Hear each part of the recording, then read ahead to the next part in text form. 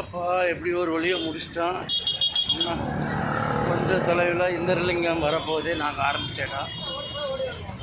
ஆரம்பித்த இடம் வந்தோன்னே வெற்றிகரமாக இந்த கிரிவலம் கம்ப்ளீட் பண்ணியாச்சு.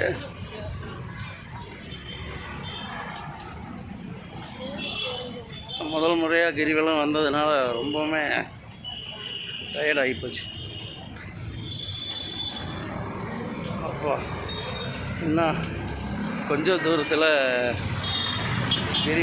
இந்திரலிங்கம் ஆரம்பித்த இடம், அதாவது கிரிவலா நாங்கள் ஆரம்பித்த இடம் வந்துடு.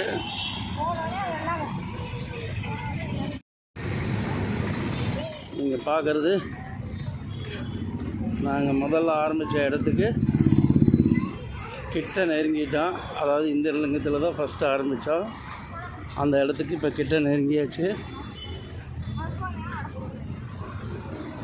அதுக்கப்புறம் கோயிலில் போய் சாமி கும்பிட்டு, இன்றைக்கி மிகப்பெரிய கூட்டமாக இருக்கிறதுனால கண்டிப்பாக கோயிலுக்குள்ளே போய் சாமி கும்பிட்றதுங்கிறது நடக்காத ஒன்று. அதனால் கோயிலுக்கு வெளியிலேயே நின்று சாமி கும்பிட்டு போகிறது பெட்டர்னு தோணுது. நீ என்ன முடிவு பண்ணுவாங்கன்னு தெரியல கூட வந்தவங்க.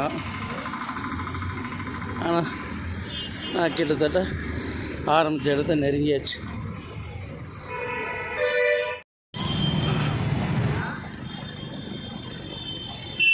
கோபுரம், மிகப்பெரிய கோபுரம் தெரியுது. இதுதான் ராஜகோபுரம்.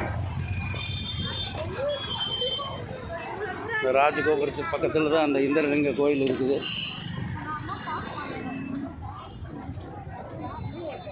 இதுதான் அந்த ராஜகோபுரம். நாங்கள் கிட்டத்தட்ட வந்துட்ட பக்கம் முடிஞ்சது. இதோட